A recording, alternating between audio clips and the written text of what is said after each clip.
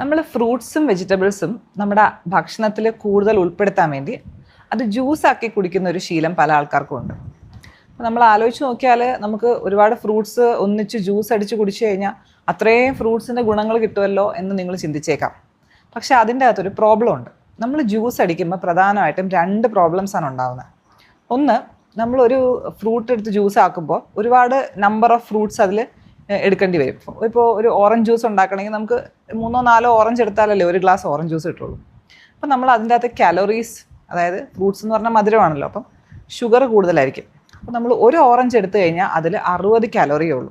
പക്ഷേ ഒരു freshly squeezed orange juice ഒരു ഗ്ലാസ് എടുത്താൽ അതിൽ 110 മേലെ കാലോറീസ് ഉണ്ട്. അതായത് ഒരു ഇരട്ടി കാലോറീസാണ് നമുക്ക് ഒരു ഗ്ലാസ് ജ്യൂസിലുണ്ടാവുക. അതാണ് ഒന്നാമത്തെ പ്രോബ്ലം. രണ്ടാമത്തെ പ്രോബ്ലം, നമ്മൾ ഫ്രൂട്ട്സ് മെയിനായിട്ടും കഴിക്കുന്നത് അതിൻ്റെ അകത്തെ വൈറ്റമിൻസിന് അതിൻ്റെ കൂടെ തന്നെ ഫൈബർ കിട്ടാൻ വേണ്ടിയിട്ടാണ്. കാരണം ഈ ഡയറ്ററി ഫൈബർ എന്ന് പറയുന്നത് നമ്മുടെ ശരീരത്തിന് വളരെ ആവശ്യമാണ്. പക്ഷേ നമ്മൾ ഫ്രൂട്ട്സ് ജ്യൂസാക്കി കഴിയുമ്പോൾ അതിൻ്റെ ഫൈബർ കണ്ടൻറ്റ് വളരെയധികം കുറവാണ്. ഇപ്പോൾ ഒരു ഓറഞ്ചിൻ്റെ എക്സാമ്പിൾ തന്നെ എടുത്താൽ ഒരു ഫ്രഷ് ഓറഞ്ചിൻ്റെ അകത്ത് 3 ഗ്രാമോളം ഫൈബറുണ്ട്. പക്ഷേ ഒരു glass freshly squeezed orange juice എടുത്താൽ അതിൽ 1 ഗ്രാമിൽ താഴെ ഫൈബറേ ഉള്ളൂ. അപ്പോൾ നമ്മൾ ഫ്രൂട്ട്സ് കഴിക്കാൻ വേണ്ടി അത് ജ്യൂസ് ആക്കുമ്പോൾ നമ്മൾ ചെയ്യുന്ന 2 കാര്യങ്ങളാണ്. ഒന്ന്, നമ്മൾ അതിലെ കാലോറീസ് കൂട്ടുകയും അതേപോലെ തന്നെ ബെനിഫിഷ്യൽ ആയിട്ടുള്ള ആ ഫൈബർ കണ്ടന്റ് അങ്ങ് കുറയ്ക്കുകയും ചെയ്യുവാണ്. ശരിക്കും നമുക്ക് ഗുണത്തേക്കാളേറെ ചിലപ്പോൾ ദോഷം വന്നേക്കാം.